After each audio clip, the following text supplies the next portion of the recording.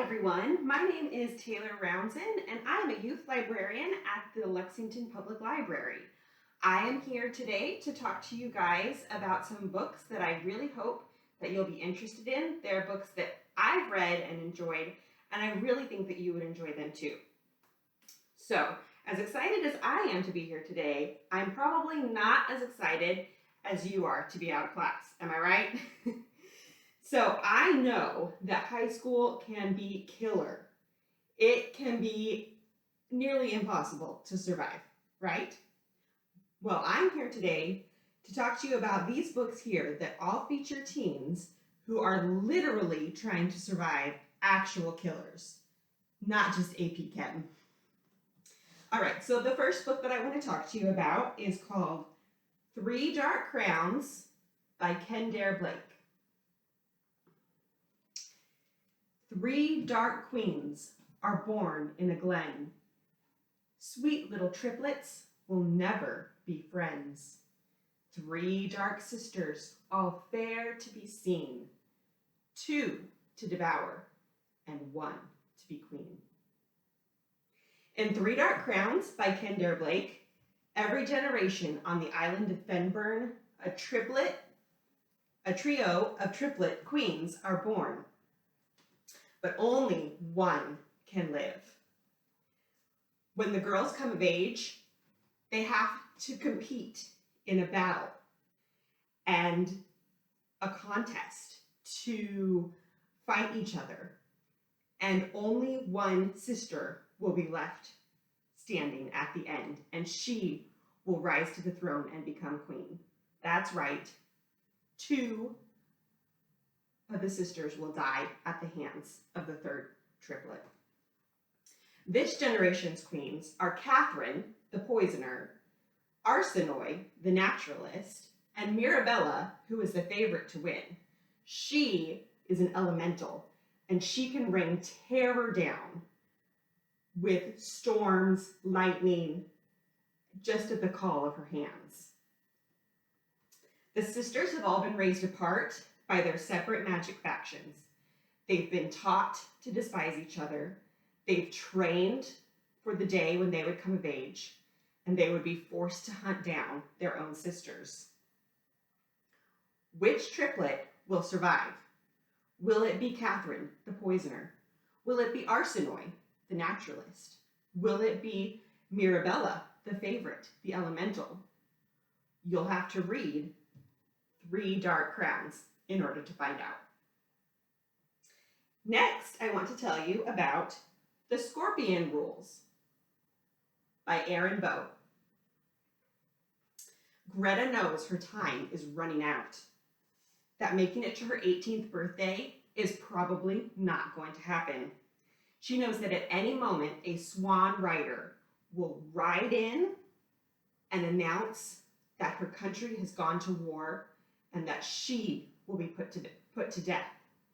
Because you see, Greta is a child of peace. And so what a child of peace is in this dystopian society, the children of the leaders of the world, so every country's ruler must sacrifice one child and be sent to live with AIs, or artificial intelligence robots, who enforce these new rules over the world. And the new system is that if a country goes to war, then the child of the leader of that country will be killed. This is their way to ensure that humans no longer go to war and no longer kill each other. But Greta's mother is the leader of Canada, and they are out of water, and they need to go to war in order to gain access to water for their people. So the options for Greta's mother are save her daughter and don't go to war, or let the rest of her country die without water. It's one life for many. And Greta is ready and willing to give that up for her country until there's a newcomer. Aelion is a boy who arrives and changes everything. He refuses to follow the rules and bow down quietly. For the first time, Greta is looking at her life and at the system of law that she abides by and rethinking everything. As their countries get closer and closer to war, Greta realizes she is the target in a new game, and she can trust no one. Stuck in a world where one wrong move can kill you, Greta must find a way to survive not only the players that she knows, but new players as well. And that is The Scorpion Rules by Aaron Bow. In this next book, Be Not Far From Me by Mindy McGinnis, the killer is time. Ashley is a track star. She's good at two things, running and surviving in the wilderness of Georgia. But when she's on a camping trip with her friends and she wakes up in the middle of the night and discovers her boyfriend cheating on her, catches him in the act, cheating on her, all she can do is run and run and run until she falls. Ashley knows right away that she is in trouble. It's the middle of the night. She's in the middle of nowhere. No one can hear her. She can't call for help. And her foot is broken. The bones have been crushed in the fall. Crushed. Ashley knows feet. Hers have served her well throughout her track career. But now her foot is not her friend. She calls and calls for her friends. No one comes. She searches and searches for the campsite. She can't find it. She's disoriented. She's in pain. She's lost in the middle of nowhere. She knows that her friends will have heard by now about her boyfriend cheating on her and will assume that she just left and went home out of anger. There's a good chance that no one will even report her missing for days. It is up to Ashley to find her way out of the forest on her own, knowing that no help is coming. And not only does she have to escape the dangers of the forest and deal with possibly poisonous water and starvation, but she soon realizes that her foot is becoming infected and the infection is spreading to the rest of her body. If she can't find civilization soon, if she can't get antibiotics in her system soon, Ashley will be the wilderness's next victim. All right, so that was Be Not Far From Me by Mindy McGinnis, a great read. The next book that I want to talk to you about is Waste of Space by Gina D'Amico.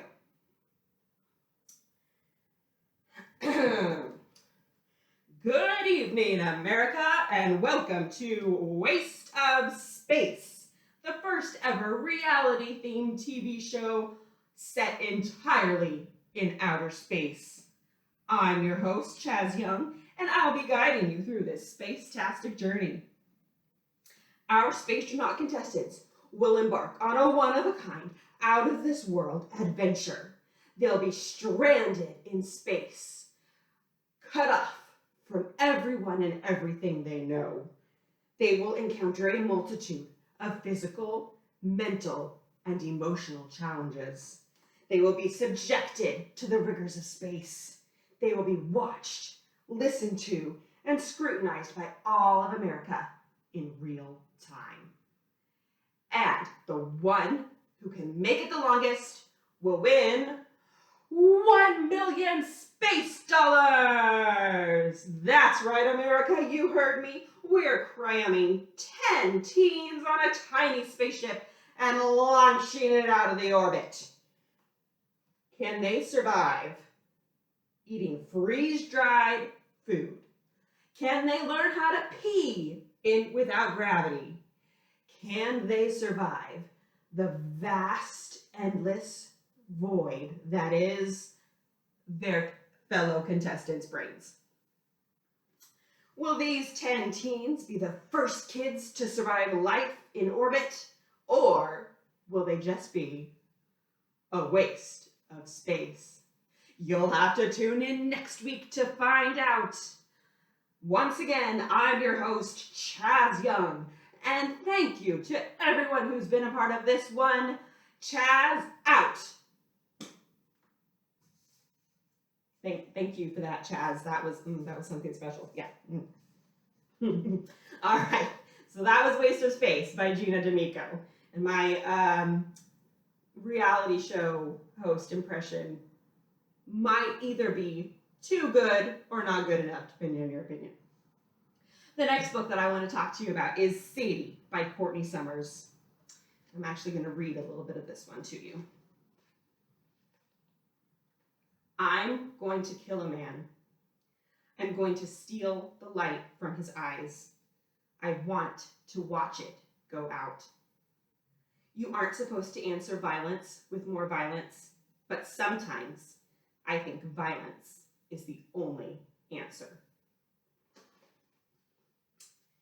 Sadie by Courtney Summers starts with Wes McCrae. He is the host of a national podcast that's widely listened to, very popular.